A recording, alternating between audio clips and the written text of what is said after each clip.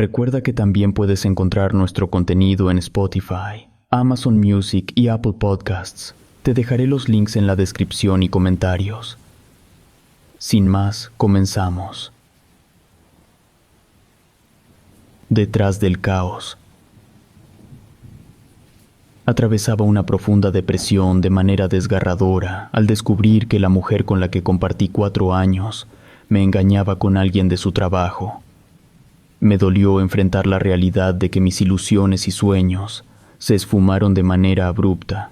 Intentaba mantener mi mente ocupada en el trabajo para evitar pensar en lo que pudo haber sido.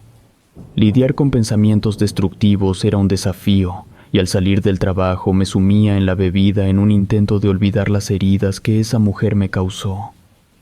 Así transcurrían los días en mi labor como policía, patrullando una colonia acomodada y cuestionándome por qué esa mujer me pagó de esa manera. Mis compañeros, al enterarse de mi situación, intentaban animarme y ocasionalmente me presentaban a algunas amigas. Sin embargo, en ese momento, no tenía el menor deseo de conocer a alguien más. Me sentía humillado y desprovisto de ganas de vivir.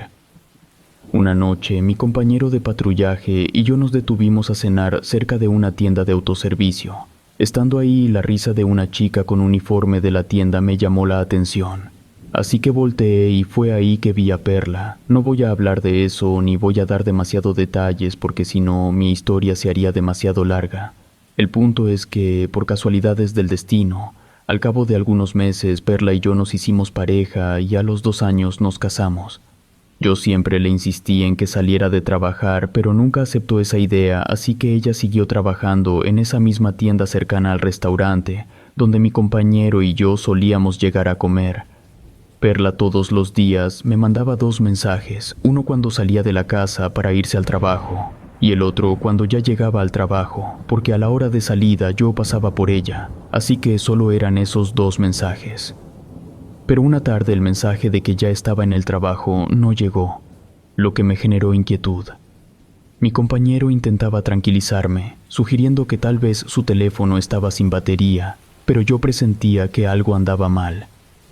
En una oportunidad que tuve durante el patrullaje, salí de la ruta para ir a la tienda. Si la situación era que solo se le había descargado el teléfono a Perla, pues ahí estaría en la tienda y yo podría seguir con mi trabajo.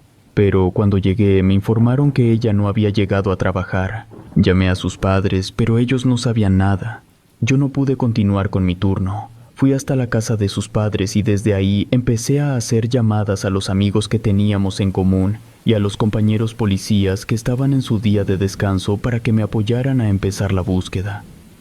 Por supuesto que le avisé a mi jefe, pero yo sabía perfectamente que no podían darme prioridad. Lo que pasaba era que el gobernador del estado era de un partido diferente al del alcalde de la ciudad. La gente del gobernador nos traía bien checados porque estaban esperando cualquier cosa para hacer quedar mal al alcalde. Por eso, el alcalde había hablado con el jefe de la policía para decirle que si cualquiera del departamento se veía en la penosa necesidad de solicitar el apoyo para cualquier cosa, pues sí se le podía brindar siempre y cuando no hubiera cosas más importantes. Entonces, por supuesto que se levantó el reporte, pero yo tenía que esperar al menos 8 horas para que de manera oficial los compañeros del departamento me brindaran el apoyo. En lo que pasaban esas 8 horas, los compañeros que estaban de descanso me ayudaron recorriendo la ruta que Perla seguía para llegar al trabajo.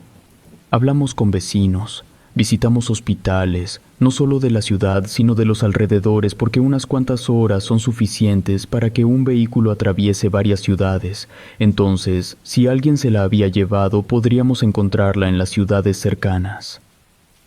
Pasaron las 8 horas y entonces sí empezó la búsqueda bien, llamadas a los departamentos de policía de otras ciudades.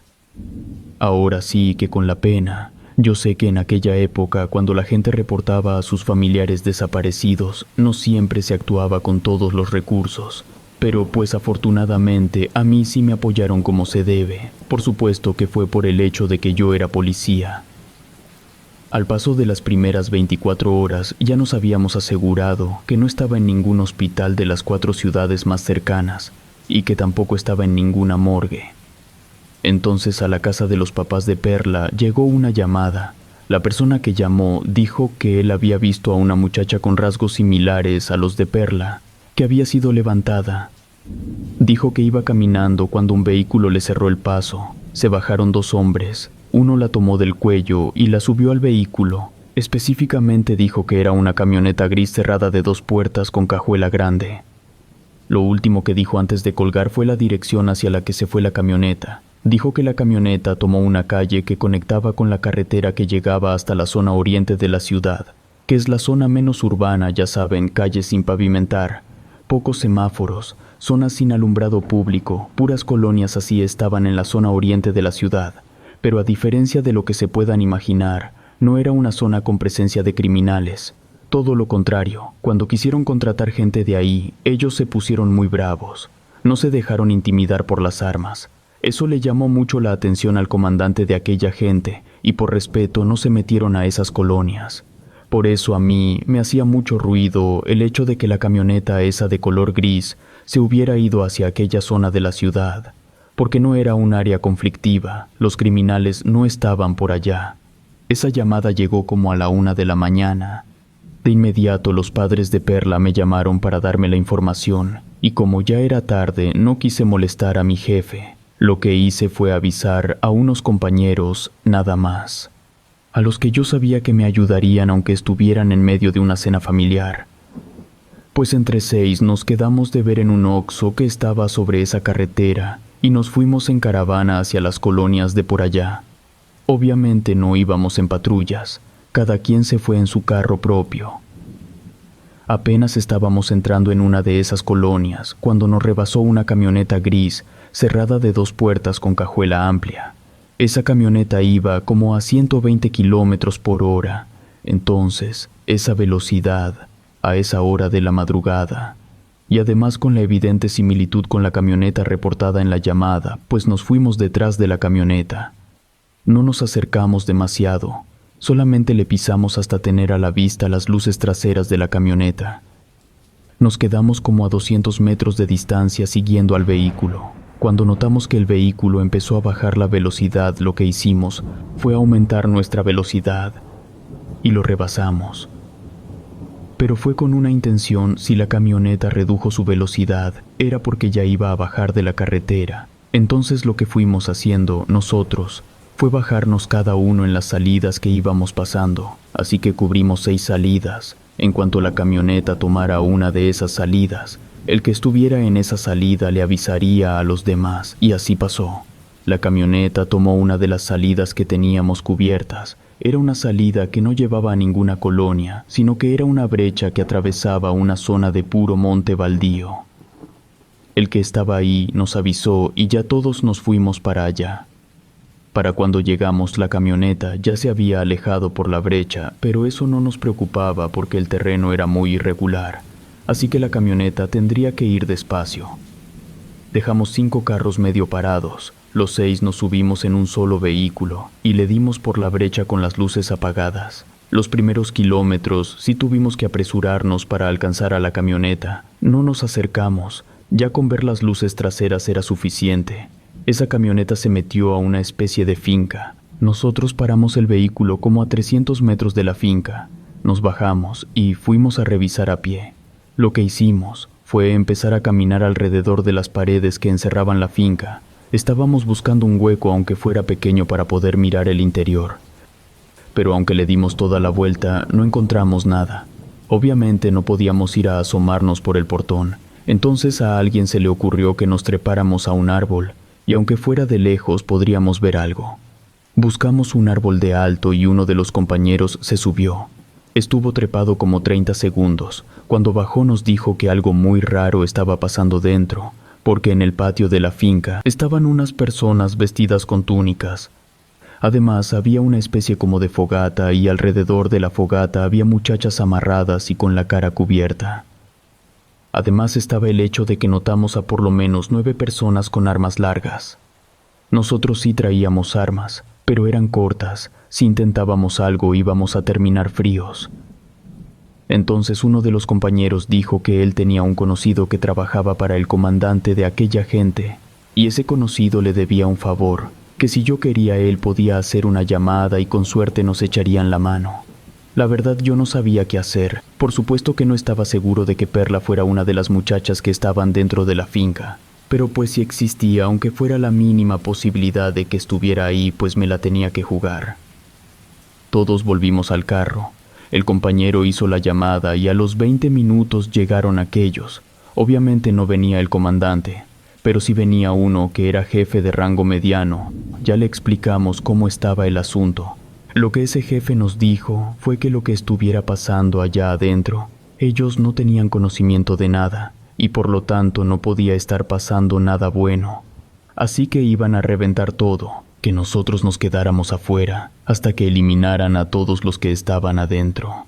Yo me esperaba que esa gente rodeara la finca y entraran por todos lados. No tenían ningún tipo de entrenamiento, así que lo que hicieron fue actuar a la brava. Con una camioneta tumbaron el portón de la finca para meterse, y luego entraron detrás de las otras 2 camionetas. Se escucharon demasiadas detonaciones, pero aquello no duró ni 5 minutos. Uno de ellos nos hizo la señal, y fuimos corriendo, sobre todo yo, que me fui directo a donde estaban las muchachas. Pero antes de llegar con ellas, 2 de esa gente me pararon y me dijeron: «Tú no quieres ver esto, dinos cómo es ella, nosotros ya las vimos, te decimos si está o no está». Cuando dijeron eso a mí, la sangre se me fue hasta los pies, porque entendí que las muchachas ya estaban muertas. Los compañeros llegaron conmigo y me vieron que yo estaba muy nervioso. Preguntaron qué pasaba. En eso también se acercó el jefe de aquellos y les dijo que me dejaran ver. Y sí, ahí estaba Perla. Su condición era la misma que la de las otras muchachas. Ya no estaba con vida. Yo quedé destrozado, me tiré al piso, grité, lloré. En eso de debajo de un carro que estaba en la finca, aquella gente sacó a un señor que estaba escondido. Apenas le iban a pegar el tiro cuando el jefe les ordenó que lo trajeran. El jefe le puso el arma en la cabeza y le preguntó qué era lo que hacían aquí. El tipo ese, ya con mucho miedo, dijo todo. Voy a ser honesto, él nunca mencionó la palabra culto, ni tampoco la palabra secta. Él solo dijo que pues eran un grupo de personas que se reunían para hacer misas en honor a su Dios. Independientemente de que él no lo haya dicho, era obvio que eran una secta. El hombre siguió hablando, mencionó que la finca no era solo para sus extrañas misas, sino que también la usaban para otras cosas que no puedo detallar. Luego soltó que no eran solo ellos, que tenían aliados en lugares altos. No sé a qué se refería con eso, pero sonó como si tuvieran conexiones con personas influyentes. Luego dijo otra cosa, no me acuerdo qué fue, pero eso que dijo me molestó demasiado, así que me levanté y me le dejé ir a los golpes. Yo estaba consumido por la rabia, quería arrebatarle la vida, pero el jefe de aquellos no me dejó. Me aclaró que lo necesitaban vivo para llevarlo con el comandante. Así que pues me tuve que controlar. Aunque no pude salvar a Perla, al menos pude recuperar su cuerpo y así pudimos darle un entierro.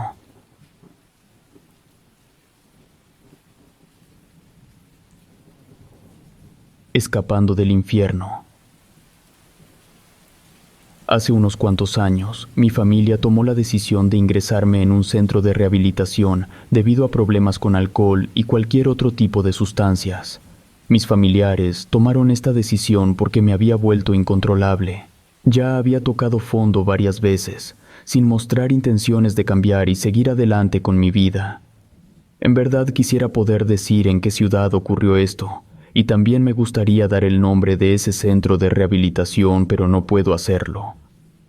Conforme vayan escuchando mi historia, entenderán mis motivos para no revelar esos detalles. Puedo decir que el centro estaba en una antigua casona a las afueras de un pueblo que queda sobre una de las varias carreteras que salen del Estado de México. Desde el principio, noté comportamientos extraños entre los pacientes y el personal del centro. Por dar un ejemplo, en las noches se podía escuchar que había varias personas caminando por los pasillos mientras murmuraban. Yo entiendo que en un lugar de semejante naturaleza, siempre hay que estar alerta, sobre todo por las noches, porque los internos pueden idearse cualquier cosa. Pero con que hubiera una persona por cada 2 habitaciones, Era suficiente porque la puerta se cerraba por fuera, así que ningún interno podía salir de las habitaciones durante la noche. Por eso se me hacía tan raro escuchar tanto movimiento en los pasillos durante las noches. Además, una vez al mes se escuchaban cosas muy extrañas que provenían de una zona del centro al que ningún interno podía acceder. Esos ruidos duraban de las 2:30 a las 3:30 de la madrugada. En un principio me resultaba sumamente difícil poder identificar y diferenciar los sonidos, porque se escuchaban muy en la distancia, pero era como una mezcla de cantos, música, y hasta podía escuchar como gritos ahogados, como si le estuvieran tapando la boca a alguien que gritaba. Obviamente que las primeras veces que yo notaba cosas raras, preguntaba al personal del centro, pero siempre me daban respuestas ambiguas o de plano no me respondían. Por eso yo mejor dejé de preguntar. Otra cosa rara era que los internos que tenían casos más graves, me refiero a que sus adicciones eran tan fuertes, que terminaron yendo al centro para no ir a la cárcel. De esas gentes casi nadie tenía familia, y los que sí tenían no podían regresar con sus familias, porque ya los habían hartado. Así que se podría decir que los que estaban más mal ya no tenían vida afuera del centro. Pues ellos tenían una especie de cicatriz en la muñeca izquierda. Parecía una marca hecha como con una navaja. Eso tenía forma de un pequeño triángulo con un punto en el centro. El hecho de que yo tuviera ciertos problemas con las adicciones no significaba que no me girara el ratón en la cabeza. Por eso se me hizo obvio que era demasiado improbable que todos ellos se hubieran conocido desde antes de entrar al centro y que por alguna razón se pusieron esa marca. Eso era prácticamente imposible. Por lo tanto, la explicación más lógica era que esa marca se la habían hecho dentro del centro. Yo intenté que me dijeran por qué se habían puesto eso, pero siempre evitaban mis preguntas, como si les diera vergüenza, como si significara algo malo. Y así, pequeños detalles raros que en teoría no estaban conectados, empezaron a ponerme paranoica. Mi situación y mi comportamiento empezó a llamar la atención del personal del centro, como que su actitud hacia mí empezó a cambiar poco a poco, de tal forma que hasta yo sentía que eran hostiles conmigo. El momento en que me empecé a sentir agredida fue cuando la comida que me daban tenía un sabor raro. No era algo demasiado exagerado, pero sí lo notaba. No es que tuviera un mal sabor, pero sí tenía un sabor que no correspondía. Lo mismo pasaba con los jugos o las malteadas. La situación se volvió insostenible cuando en una ocasión, al momento en que me tomé un jugo, perdí el conocimiento. Al despertar, me encontré en una habitación. De inmediato me di cuenta que solo estaba en ropa interior. Apenas estaba medio reaccionando cuando personas con máscaras plásticas de animales ingresaron al cuarto. Verme rodeada de enmascarados ha sido el momento más escalofriante de toda mi vida. De verdad pensé que me iban a hacer algo horrible, sobre todo por el hecho de que estaba en ropa interior. Pero gracias a Dios no pasó nada de lo que yo me estaba imaginando. Lo que hicieron fue sujetarme, y con una navaja me pusieron el mismo símbolo que yo había visto en otros internos, el triángulo con el punto en el centro.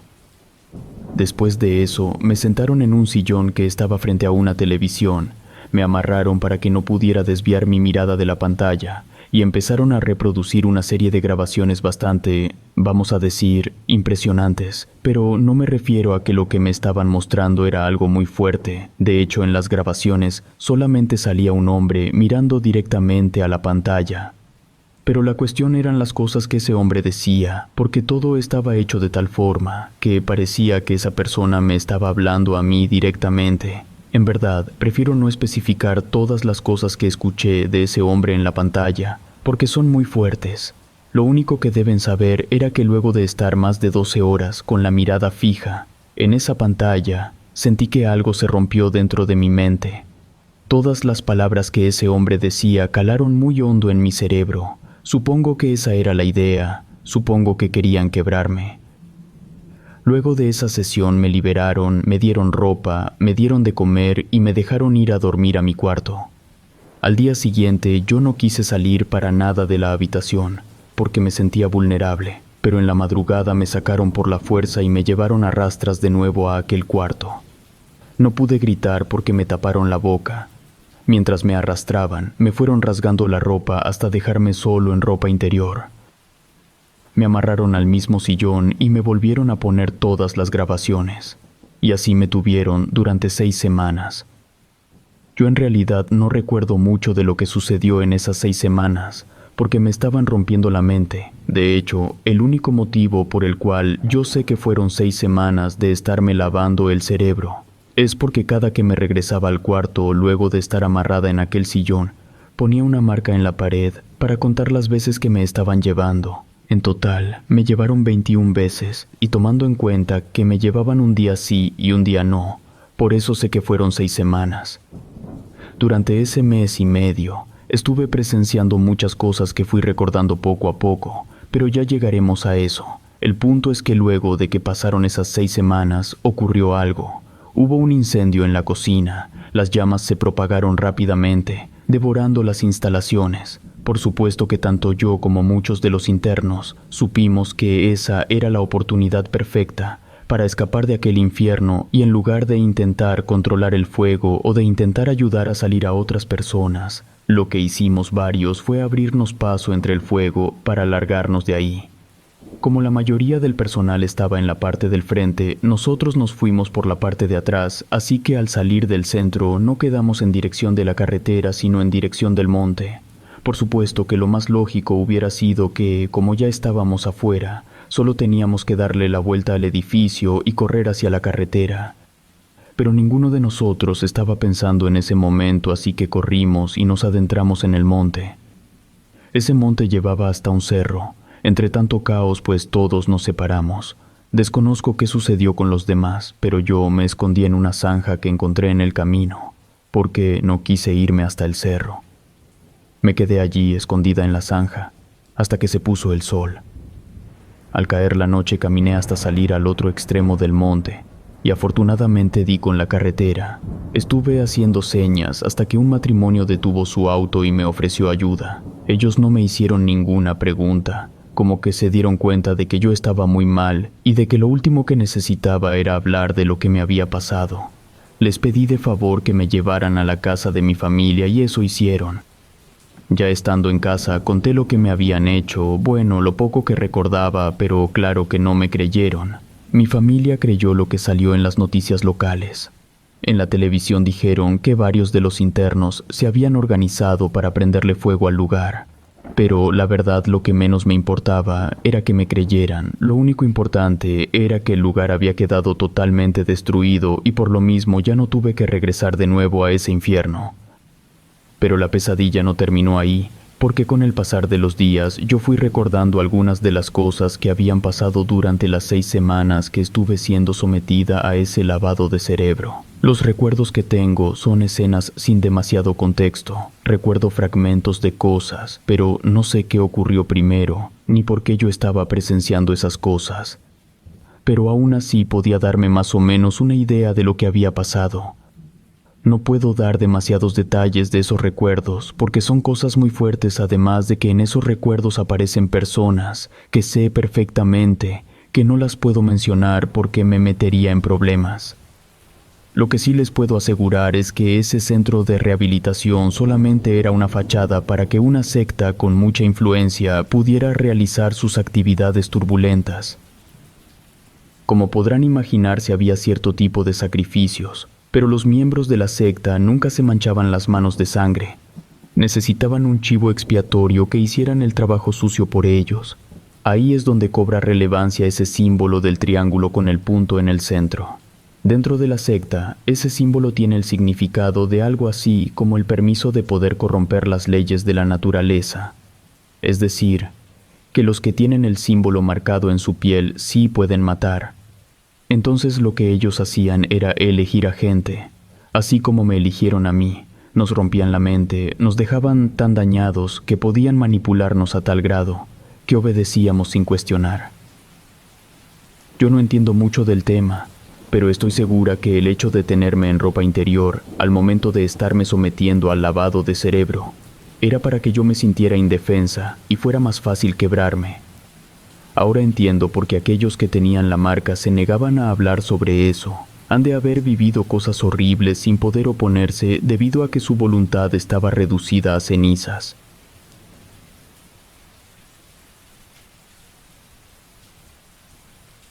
Revelación demoníaca. Todo empezó cuando un amigo cercano comenzó a mostrar un comportamiento sumamente extraño. Aunque siempre había sido un buen amigo, algo estaba cambiando drásticamente en él. Intrigado, decidí hablar con él para entender qué estaba sucediendo en su vida. Fue en esa conversación que me reveló que estaba involucrado en una secta, lo que explicaba su extraño comportamiento y su falta de descanso nocturno debido a las reuniones frecuentes que sucedían durante la madrugada. A medida que mi amigo compartía más detalles sobre las actividades de la secta, mi curiosidad creció. Me propuso la posibilidad de unirme a ellos y experimentar todo por mí mismo. Siendo una persona extremadamente curiosa, acepté la oferta sin realmente entender completamente en el hoyo en el que me estaba metiendo.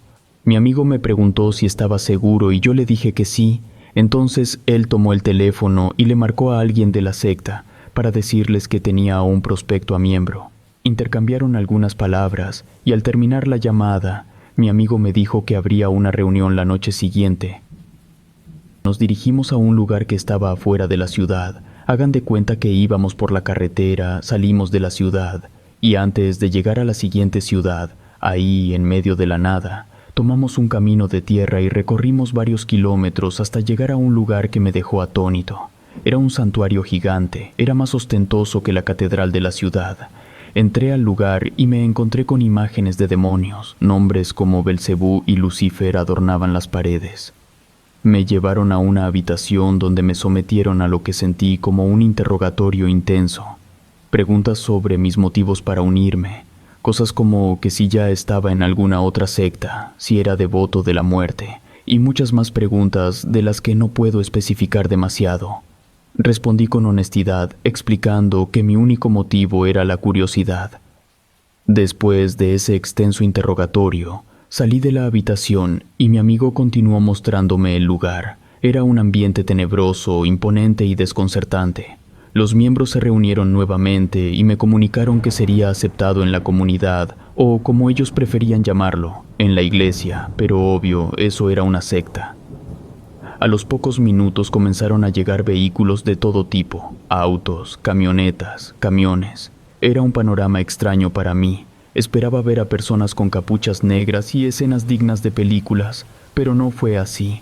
Eran personas comunes que venían a participar en el evento. Tuvimos una cena y al finalizar mi amigo me llevó de regreso a casa y me dijo que habría otra reunión dentro de 2 días. Conforme fueron pasando los meses, mi amigo me fue contando detalles sobre la estructura interna y las actividades de la secta. Descubrí que había distintos rangos y que las prácticas estaban divididas por etapas. A lo largo de los años que estuve asistiendo a ese lugar, presencié y viví experiencias que considero insoportables para muchos. Quiero compartir algunas de las más impactantes. Para no extenderme demasiado, comenzaré con rituales que podríamos considerar leves, como sacrificios de animales. No entraré en detalles específicos, ya que algunos de estos rituales involucraron prácticas bastante bizarras. Hubo sacrificios de gallinas, cabras y otras criaturas, formando parte de las actividades que llevábamos a cabo. Ahora, seguramente se preguntarán para qué sirve rendir culto a estas entidades oscuras o demonios, y la respuesta es que cada uno tiene su propia forma de adoración. Algunos requieren sacrificios, otros simplemente demandan sangre, y algunos aceptan ofrendas más comunes, como el dinero. Por ejemplo, había una figura de la Santa Muerte asociada a la abundancia y la ausencia de mal, donde la gente solía dejar dinero como ofrenda. A medida que los años transcurrían, ascendía de nivel gradualmente. Cada año aprendía nuevas prácticas, rituales y ganaba sabiduría en la magia negra. El satanismo posee valores que, de hecho, difieren de los mandamientos de muchas iglesias convencionales. A lo largo de mi trayectoria, conocí a maestros que, a diferencia de los líderes, tenían la tarea de enseñar y guiar. En una ocasión, a varios miembros, como unos 5 o 6, nos dieron la opción de someternos durante 1 año y medio a ciertos rituales intensivos con la finalidad de prepararnos para dar un paso más hacia lo que ellos llamaban la gran revelación. Por supuesto que todos dijimos que sí. No puedo hablar sobre esos rituales por dos cosas. La primera es que son cosas muy delicadas que no pueden mencionarse en YouTube, y la segunda es que la verdad me da vergüenza admitir que yo participé en algo como eso. Entonces ya pasó el 1 año y medio que nos habían dicho, y entonces sí nos llevaron a la ceremonia tan importante para la que nos habíamos estado preparando. Fuimos hasta la parte de más atrás dentro del templo. Ahí había una puerta. Al abrirla, lo único que encontramos dentro de ese cuarto fue algo tipo escotilla que estaba en el piso. Al levantar esa escotilla había unas escaleras que nos llevaron hasta una especie de cueva. Luego de caminar por unos 3 minutos, llegamos a donde había una especie como de arco. Eran 2 pilares de madera unidos por huesos en la parte de arriba. No había puerta. Eso fue lo que se me hizo más raro, porque yo entendería que pusieran una decoración de esas en una puerta, pero así puesto nada más pues era medio raro, porque tampoco había ninguna diferencia entre estar de un lado o del otro, por lo menos no una diferencia visible. Era una cueva, lo único que había en ambos lados era roca, solo eso.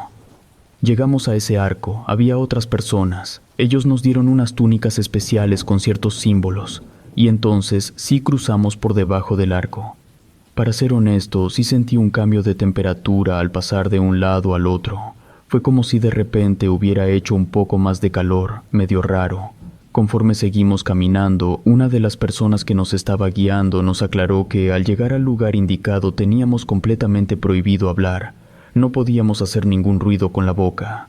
Entonces llegamos al final de la cueva. Ahí había un trono de oro y huesos sobre el cual estaba sentada una figura de piedra, una figura humanoide que desprendía un olor como a huevo podrido y sangre. Las personas que nos estaban guiando se dirigieron a esa figura de piedra como gran maestro, y entonces la figura de piedra habló. Habló utilizando una voz normal, no una voz distorsionada ni gutural. Tenía una voz completamente normal. Creo que eso fue lo que más me impactó. Eso que tenía frente a mí no era una simple figura de piedra. Era un demonio, no tenía cuernos, ni cola, ni alas. Tampoco tenía un rostro deformado con colmillos.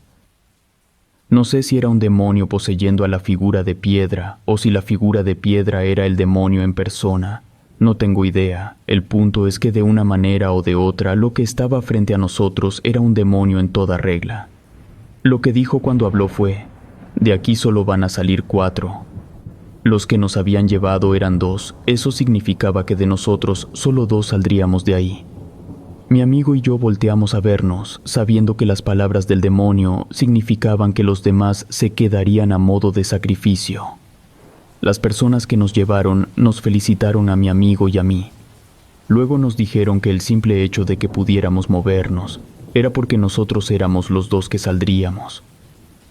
En eso yo volteé a ver a los otros y me di cuenta que estaban como paralizados, ni siquiera parpadeaban. Esto puede sonar un poco cruel, pero me alegré que ellos fueran a morir y que mi amigo y yo pudiéramos salir de aquella cueva. Ya empezamos a irnos de regreso. Con cada paso que daba yo me iba convenciendo más y más de que yo ya había llegado a mi límite. Mi lado curioso me había llevado al extremo de estar cara a cara con un demonio. Para mí eso ya era suficiente. Cruzamos de regreso el arco y en ese momento escuché como los que se habían quedado a modo de sacrificio empezaron a gritar de una manera muy desesperada y desgarradora. Al momento de salir de la cueva y llegar a la sala principal del templo, cuando llegamos nos estaban esperando los miembros de más alto rango de la secta. Nos felicitaron, cenamos y luego ya cada quien se fue a su casa. Yo no pude dormir durante 3 días seguidos. De verdad no podía terminar de asimilar lo que había pasado. Imaginen tener a un demonio cara a cara. Es una experiencia muy impactante y no se la deseo a nadie. Al estar cara a cara con un demonio, comprendí que la maldad de estos seres es real. Lo más perturbador es que pueden hablar como cualquier persona. Después de aquella inquietante experiencia en la cueva, traté de retomar mi vida cotidiana, pero las imágenes del encuentro con el demonio seguían persiguiéndome. Cada noche, revivía las palabras del ser oscuro y los gritos desesperados de aquellos que quedaron atrás. La falta de sueño empezó a afectar mi estado de ánimo y rendimiento diario. Decidí compartir mi experiencia con mi amigo, el único otro testigo que salió ileso de la cueva. Ambos intentamos procesar lo ocurrido, pero nuestras conversaciones solo generaban más incertidumbre. La curiosidad que nos llevó a explorar la cueva ahora se había convertido en un peso en nuestras mentes. Para poder apartarme por completo de la secta, me tuve que mudar a otro estado, y no fue como que me escondiera para hacerlo. Lo que tuve que hacer fue encontrar la manera que los de mi trabajo me enviaran de transferencia, y entonces hablé con la secta para decirles que pues me iría a vivir y a trabajar a otro estado. De esa manera no estaba huyendo, porque debo decir que todo el que intentaba huir terminaba muerto. Ya estando lejos de la secta, tuve que seguir asistiendo al templo durante más de un año, pero lo que hacía era que entre viaje y viaje cada vez pasaba más tiempo, hasta que ya no regresé. No hubo represalias en mi contra porque no abandoné de golpe, sino que fue de forma paulatina, así que no se vio como que yo estuviera intentando huir, por eso sigo con vida.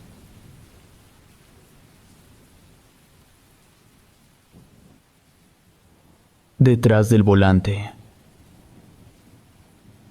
Me convertí en chofer gracias a una casualidad, o al menos eso pensé al principio. Inicialmente me desempeñaba como el encargado del mantenimiento de una casa de gente de mucho dinero. Un día, mientras realizaba mis labores habituales, fui convocado a la oficina del patrón. Al entrar me recibió con entusiasmo y me propuso ser su chofer personal con la promesa de un salario adicional. Después de pensarlo y consultar a mi esposa, acepté la oferta, sabiendo que el anterior chofer disfrutaba de un buen sueldo y una vida cómoda. Aunque al principio todo parecía normal, pronto comencé a pasar menos tiempo con mi familia, ya que las exigencias del trabajo a veces requerían que me quedara a dormir en la casa del patrón. La situación dio un giro inesperado cuando me propuso acompañarlo en un viaje de negocios fuera de la ciudad que duraría 12 días. Después de consultarlo con mi esposa, acepté motivado por la generosa compensación y la promesa de una semana completa de vacaciones al regresar. Sin embargo, antes de partir, el patrón me hizo una advertencia seria y firme. Me dijo que lo que sucediera en el viaje debía permanecer en el viaje y cualquier cosa que presenciara no debía divulgarse. Aunque lo sentí como una amenaza, lo interpreté como una precaución ante posibles situaciones comprometedoras durante el viaje, ya que él tenía aspiraciones políticas. En el día del viaje manejé alrededor de 8 o 9 horas hasta llegar a un poblado en la orilla de la sierra. Una vez en ese lugar, comenzamos a ascender por las faldas de la sierra, eso ya a pie. Yo solo me limitaba a seguir al patrón. En más de una ocasión, parecía que regresábamos por el mismo camino entre árboles y montañas, perdiendo completamente el sentido de la dirección. Finalmente llegamos a nuestro destino, unas cabañas en medio de la sierra, en un lugar remoto sin señal de teléfono. Antes de bajarme de la camioneta, mi patrón me detuvo y me pidió mi celular, explicando que en ese lugar no permitían dispositivos que pudieran tomar fotos o videos para mantener todo en secreto.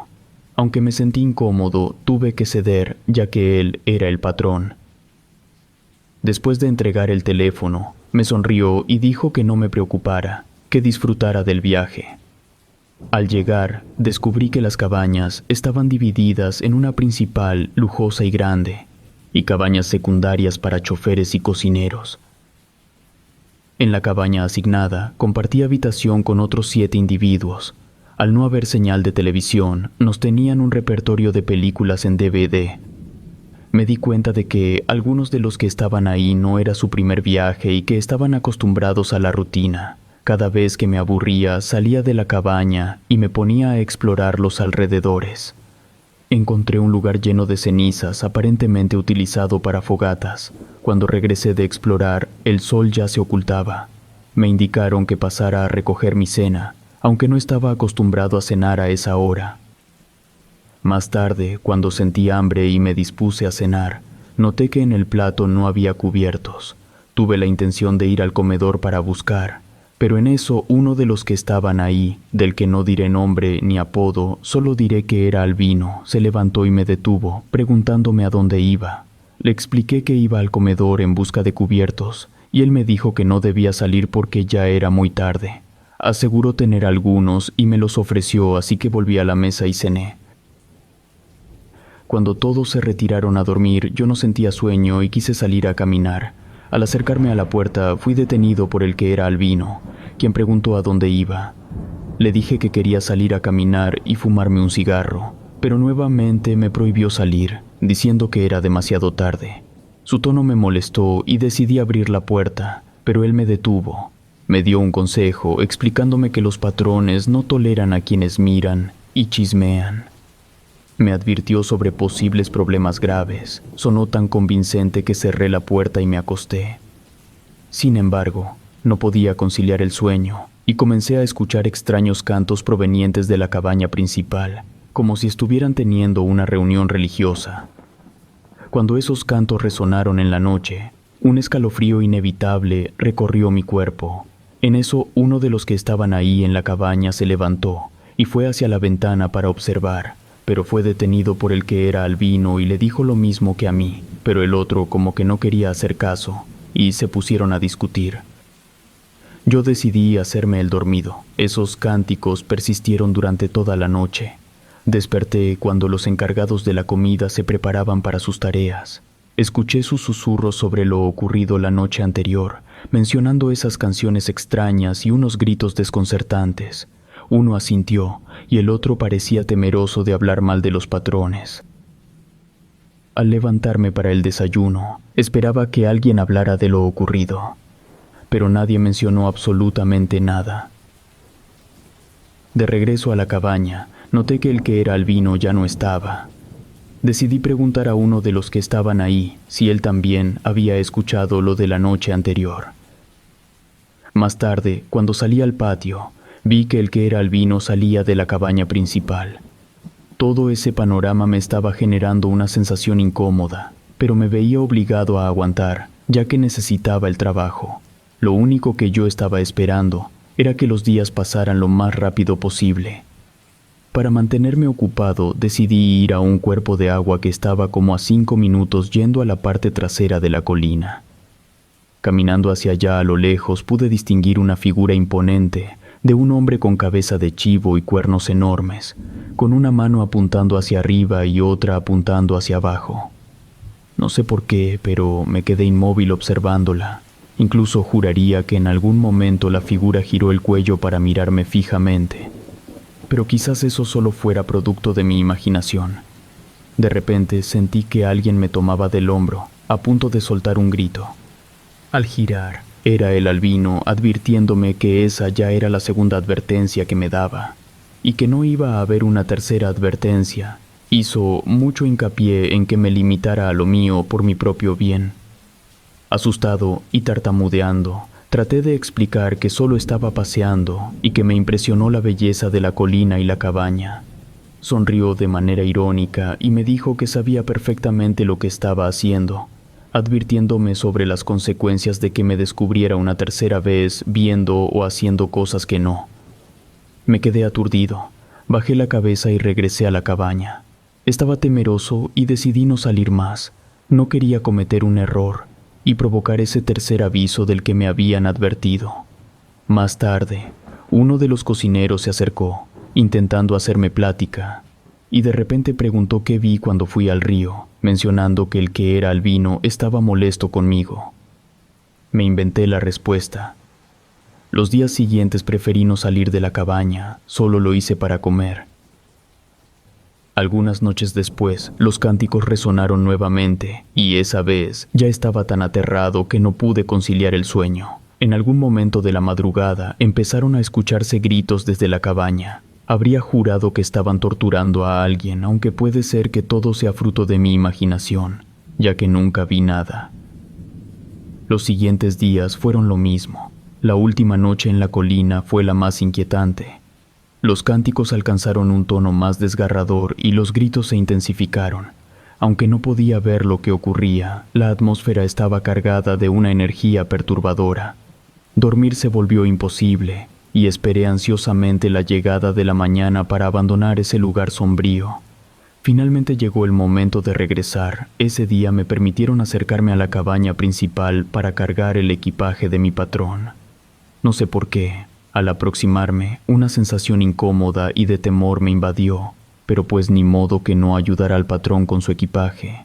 Al entrar a la cabaña principal, involuntariamente, levanté la mirada y en el segundo piso pude ver nuevamente la misma figura que había visto cuando quise ir al río.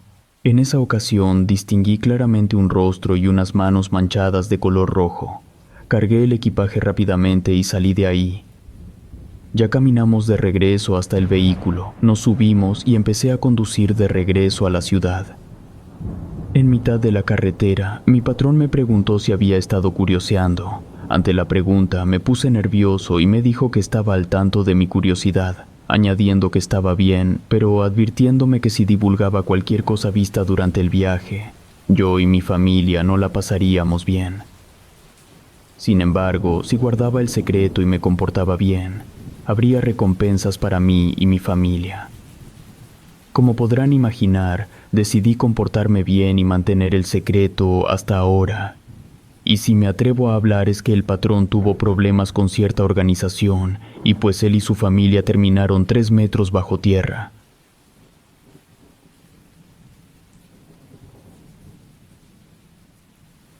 La raza.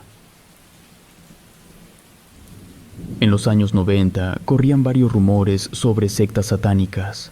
Recuerdo que varios factores, como entrevistas en canales de televisión, divulgaron la existencia de estos grupos, alimentando su crecimiento. Hubo individuos que afirmaban haber sido obligados a formar parte de estas sectas y contaban experiencias grotescas, lo cual asustó a muchos, especialmente a aquellos con fuertes convicciones religiosas. En aquellos años, yo, la menor de 8 hermanos, estaba enfocada en mis estudios, pero también preocupada por mis padres porque estaban enfrentando dificultades debido a problemas de salud. Mi mamá, afectada por la diabetes, ya no podía ver bien y mi papá, arquitecto independiente, lidiaba con dolores de espalda y rodillas. En una ocasión, al regresar de la universidad, encontré a mi mamá en el suelo. Tenía el cuerpo muy caliente y estaba balbuceando. De inmediato corrí al teléfono de la casa y llamé a una ambulancia de la Cruz Roja, que tardó unos 15 minutos en llegar. En lo que llegaba utilicé mis conocimientos de enfermería para atender a mi mamá, solo para asegurarme que no se pusiera peor. Ya llegaron los paramédicos y llevaron a mi madre a la clínica más importante del área metropolitana de la capital del país. A pesar de algunas deficiencias, recibimos una atención aceptable. Le administraron intravenosas, realizaron análisis y tomografías, y permanecimos allí durante varios días. Durante mi estancia en el hospital me encontré con compañeras y compañeros de la escuela, incluida una amiga cercana con la que solía compartir momentos en nuestras casas. Al verme, ella mostró preocupación y me acompañó durante un tiempo cuando mi padre estaba cuidando a mi madre. Mientras estaba en la entrada del hospital con ella, me contó algo que me pareció increíble pero también aterrador. Mi amiga, quien estaba dando sus prácticas en ese hospital, me dijo que llevaba 2 meses trabajando allí. Sin embargo, ya había solicitado un cambio a otra clínica anteriormente. Sus palabras me pusieron la piel de gallina. Comenzó a explicarme que cada semana había cambios de jefes de enfermeras que rotaban por distintas áreas para facilitar el aprendizaje. A la 3ª semana en el área de pacientes coronarios, presenció un suceso extraño. Un paciente crítico falleció, y siendo parte del personal de enfermería, la jefa de enfermeras se ofreció a trasladar el cuerpo a su camilla. Incluso les pidió a los camilleros que fueran a tomar café y que ella los invitaría, una oferta que aceptaron gustosos.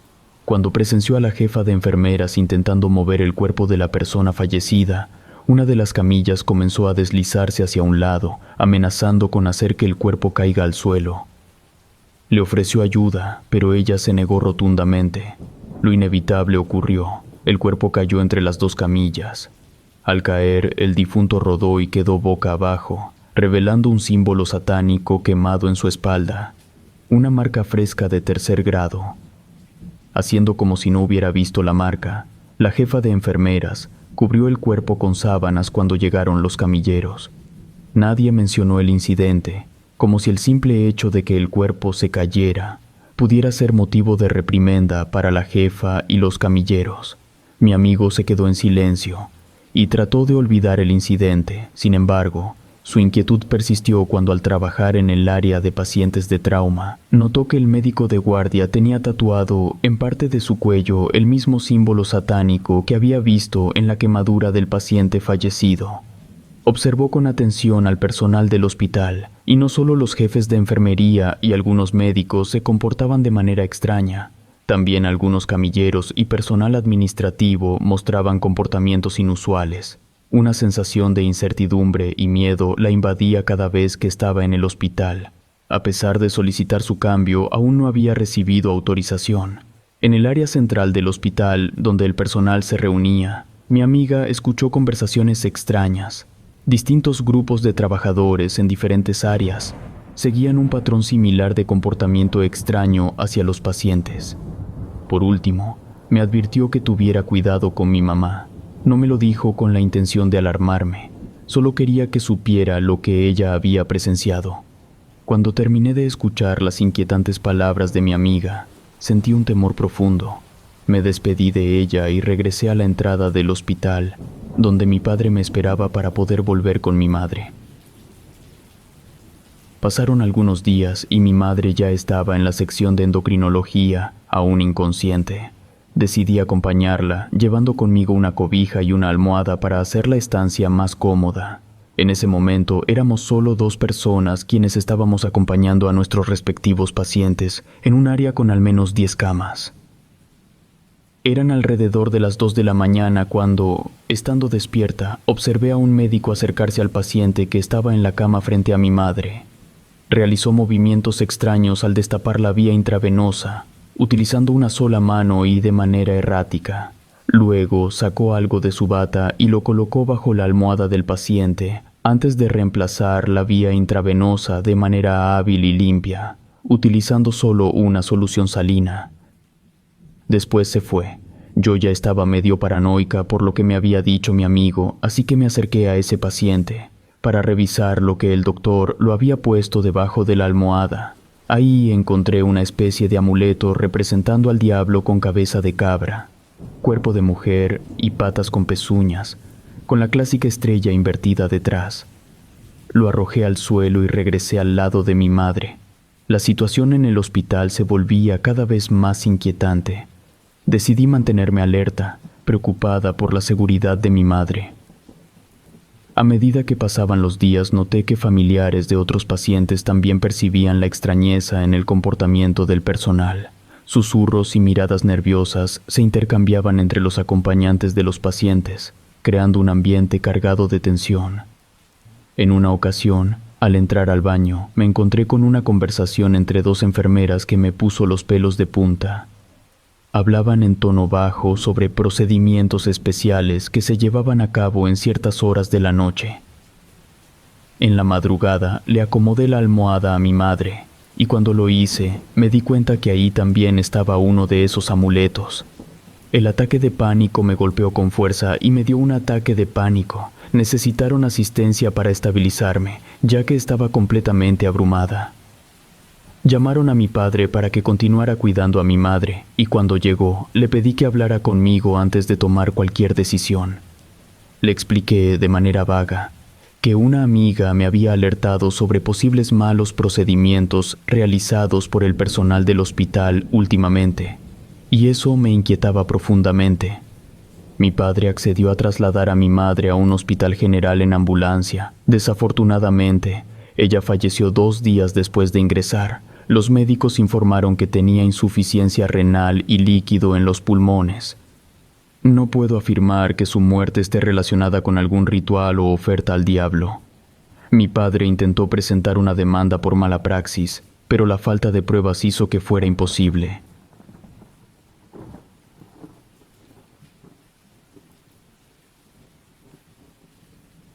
Enemigo en casa. Hace algunos años me convertí en propietario de una casa que, hasta el momento, he destinado para alquiler. Hubo una época en la que tuve una inquilina que desde el principio tuvo comportamientos extraños, me explico.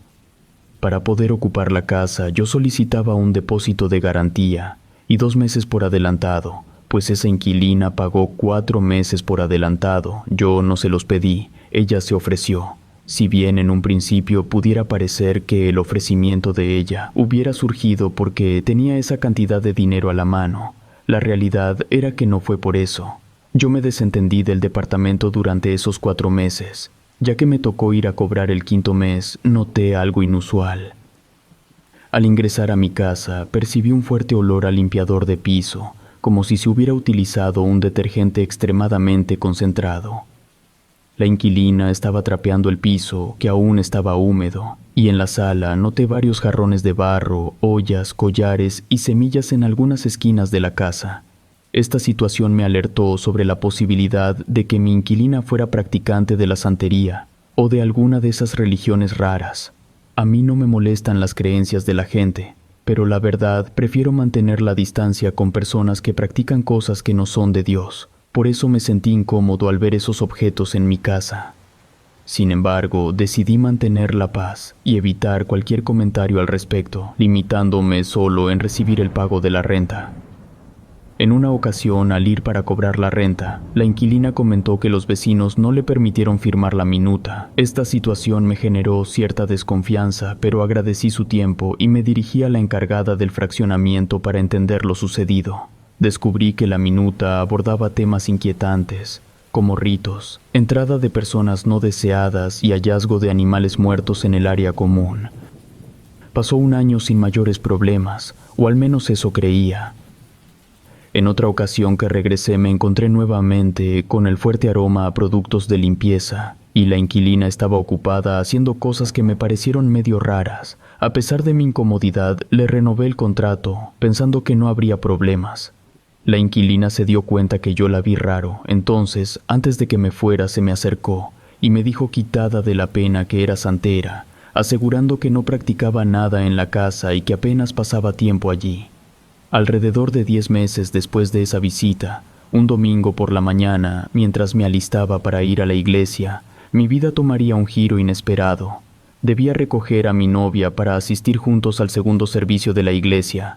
Fue alrededor de las 10 de la mañana cuando recibí una llamada angustiada de la encargada del fraccionamiento.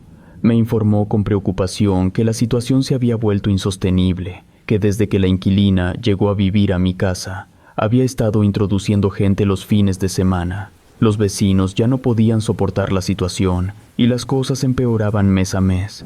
Resulta que la inquilina realizaba ceremonias en las que sacrificaban animales, generando molestias con sus chillidos y los rituales nocturnos. Para mí, todo esto era completamente desconcertante. Nadie me había informado sobre esta situación, y me resultaba incomprensible cómo algo así podía ocurrir en mi propiedad sin que nadie me lo dijera. La vecina que finalmente se atrevió a hablar conmigo admitió que había preferido no involucrarme para no causarme problemas. Sin embargo, ya estaba inmerso en este problema, ya que había renovado el contrato a alguien que no debía estar allí desde el principio. Ante esta situación, solicité a los vigilantes que negaran la entrada a cualquier persona que no fuera mi familia o yo.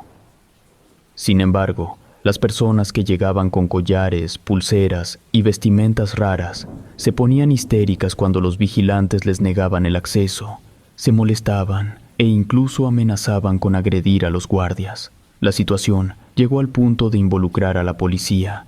Los vecinos me ayudaron a conseguir evidencia de que se llevaban a cabo rituales en la cochera de mi casa. Incluso se llegó a sacrificar gallinas y, en una ocasión, un chivo. A pesar de las pruebas tan contundentes, la inquilina continuaba negando los hechos. La inquilina debía irse de inmediato. Sin embargo, se negó a abandonar la propiedad hasta que terminara el contrato. Sobre todo, se negó a que yo le dejara el depósito, prolongando así un mes más su estancia en mi casa. Cuando finalmente pude ingresar a mi casa, me enfrenté a una desagradable realidad. Mi hogar había sido deshabitado y utilizado exclusivamente para sus rituales. Durante el segundo año de su estadía, una habitación fue pintada de blanco a negro y el ambiente estaba impregnado con el fuerte olor a animales muertos. Manchas de sangre salpicaban algunas puertas. Semillas, chiles y listones con colores aún permanecían en algunas partes de la casa, dejando un rastro impactante de su presencia. Lo más escalofriante estaba en la cochera. Una mancha oscura, similar al aceite, adornaba el suelo. Al intentar limpiarla para eliminar el persistente olor a animal, mi padre y hermana notaron que, al aplicar agua y bicarbonato, emergía un desagradable olor a animales de corral, y desde esa mancha empezaba a brotar el rojo de la sangre. Después de intentar limpiar durante unas cuantas horas, me quedó claro que entre yo y mi familia no íbamos a ser capaces de volver a dejar todo en orden. Por eso contraté a profesionales para que realizaran una limpieza a fondo y restauraran la pintura dañada. Aunque el proceso fue costoso, era necesario deshacerme de las huellas de los oscuros rituales. Con el tiempo, la casa empezó a recuperar su aspecto original, pero la experiencia me dejó con una sensación de desconfianza. Decidí ser más cauteloso al elegir a futuros inquilinos y solicité referencias detalladas. Pasaron algunos meses sin incidentes, pero la vida me tenía preparada una nueva sorpresa. Un día, al regresar a casa, noté un paquete misterioso en la puerta. Al abrirlo, encontré una serie de objetos extraños y una nota en la que se mencionaban palabras incomprensibles. Al principio pensé que podría ser alguna broma de mal gusto, pero la intriga me llevó a investigar más a fondo. Descubrí que los objetos eran parte de un antiguo ritual esotérico. Creo que en algún momento aquellos miembros de la secta de la inquilina podrían buscarme por haberles quitado su sitio de reunión.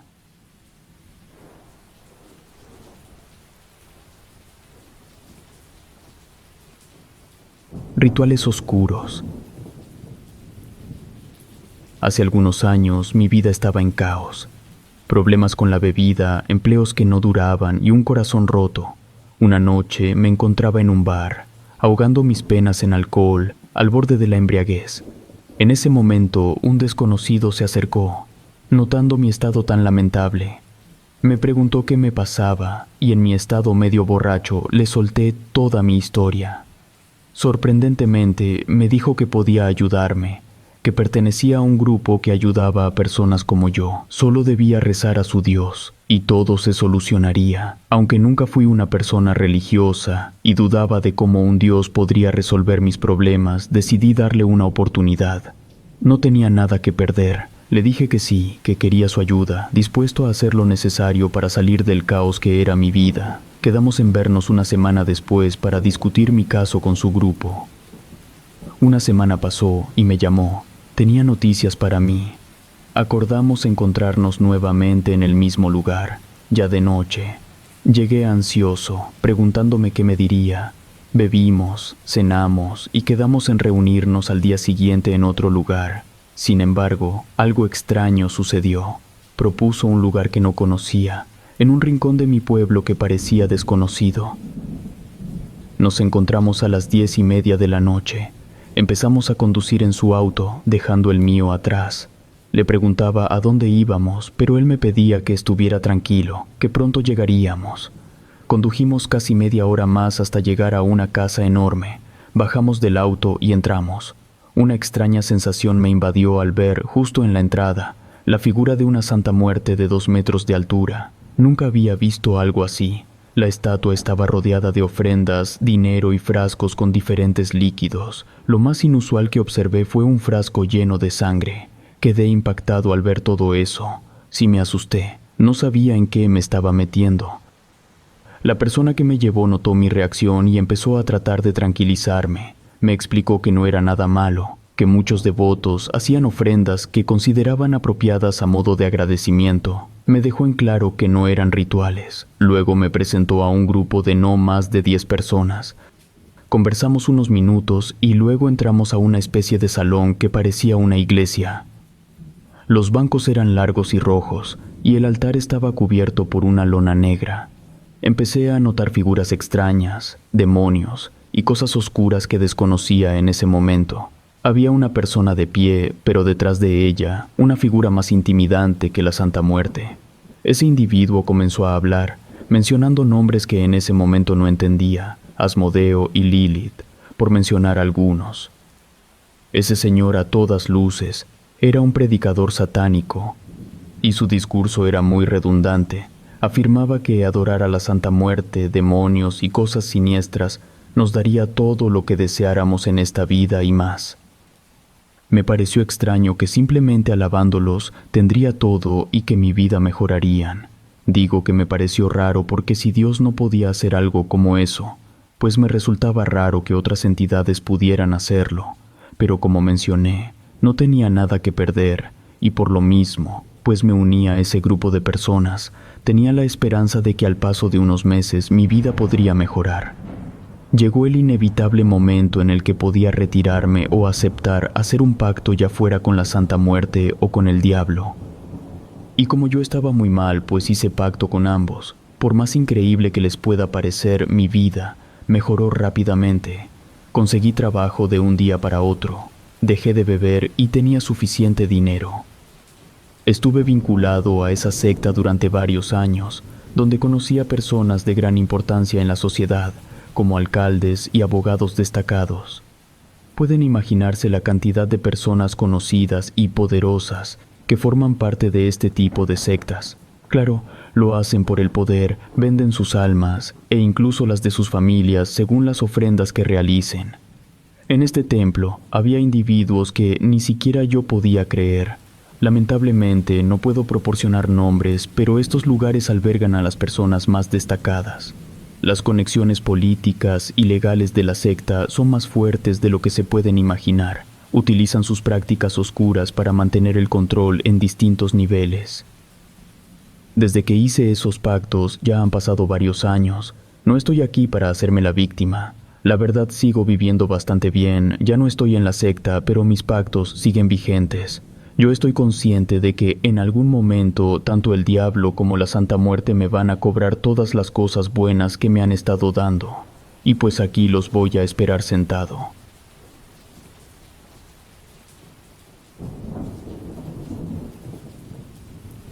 El hermano de mi padre. Mi tío estuvo involucrado en una secta sumamente peligrosa. Esta organización operaba en niveles y mi tío estaba a punto de ascender al grado 33, el más alto y riesgoso. Ya estando en el grado 33, los miembros renuncian a sus creencias, hacen pactos y promesas con seres oscuros. Mi tía, preocupada por la salvación de su esposo, había estado orando fervientemente a Dios para alejarlo de la secta. Es importante aclarar que cuando ellos se casaron, mi tío ya estaba dentro de la secta. Por eso mi tío creía en unas cosas y mi tía creía en otras. La situación se volvía cada vez más peligrosa, ya que renunciar a los grados superiores conllevaba amenazas mortales. A pesar de ello, mi tío tomó la valiente decisión de abandonar la secta, respondiendo finalmente a las plegarias de mi tía. No solo dejó la secta, sino que también se unió a una iglesia y se bautizó como cristiano. Sin embargo, un día, mientras se preparaba para trabajar, mi tío colapsó repentinamente en el suelo, aparentemente sin vida. Su piel se volvió pálida y rígida y mi prima, al presenciarlo, corrió a buscar ayuda. La hermana de mi tío, enfermera de profesión, llegó rápidamente y constató que su presión arterial y ritmo cardíaco eran prácticamente nulos. Su rostro estaba tomando un tono azulado. La Cruz Roja lo trasladó de inmediato al hospital, donde diagnosticaron primero una embolia y luego un paro cardíaco. Aunque ya sufría de presión arterial alta, esta vez su presión descendió a 0, indicando un paro cardíaco en lugar de un infarto. El informe médico presentaba inconsistencias, y para complicar aún más las cosas, el director del hospital pertenecía a la misma secta que mi tío y ostentaba el grado 33. A pesar de que lo sedaron para realizarle un cateterismo, procedimiento necesario por su hipertensión, mi tío sintió dolor agudo debido a la falta de suficiente anestesia. La experiencia fue tan dolorosa que su corazón, literalmente, se rompió, resultando en un infarto masivo. Su rostro reflejaba una agonía extrema, con arrugas y muestras evidentes de sufrimiento. Esa noche, la preocupación se apoderó de mí al darme cuenta de que mi padre no regresó a casa para dormir. Aunque sabía que habían llevado a mi tío al hospital debido a un desmayo, mantenían la información alejada de mí por mi embarazo delicado, intentando no causarme preocupación. La inquietud me privó del sueño y mis emociones se desbordaron al sentir un sobresalto repentino, como si en lo más profundo de mi ser supiera que mi tío había fallecido esa misma noche. Cuando mi padre llegó a casa al día siguiente muy temprano, le expresé mi inquietud. No hubo necesidad de que me dijera nada. Con su mirada me confirmó que mi tío sí había muerto. Esto va a sonar algo exagerado. El único de la familia que pudo estar en el funeral de mi tío fue mi padre, porque el funeral lo realizó la secta, y mi padre también estaba dentro de esa secta, pero no era de grado alto. Tras la muerte de mi tío, sentí que le había invadido el temor de permanecer en ese entorno. Los miembros que renunciaban en grados menores de 10 aparentemente no enfrentaban peligros significativos. Por eso mi padre no la tuvo tan difícil para abandonar esa secta. Después del funeral de mi tío, surgieron varios rumores inquietantes que circulaban entre los miembros de la secta. Aunque mi padre compartió pocos detalles, los murmullos hablaban de rituales oscuros realizados durante la ceremonia fúnebre. Se decía que algunos líderes de alto rango estuvieron presentes llevando a cabo prácticas misteriosas que mantenían en secreto. Otro rumor que circulaba era que el director del hospital, también miembro de alto rango, desempeñó un papel crucial en la organización del funeral. Se decía que su presencia indicaba un interés particular en el destino final de mi tío.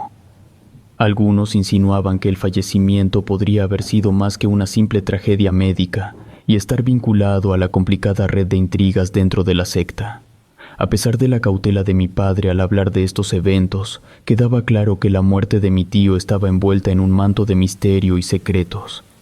Las sombras de la secta se extendían incluso sobre la despedida final, generando un aura de desconfianza y susurros oscuros entre los miembros, quienes compartían solo fragmentos de la verdad, dejando mucho más por descubrir.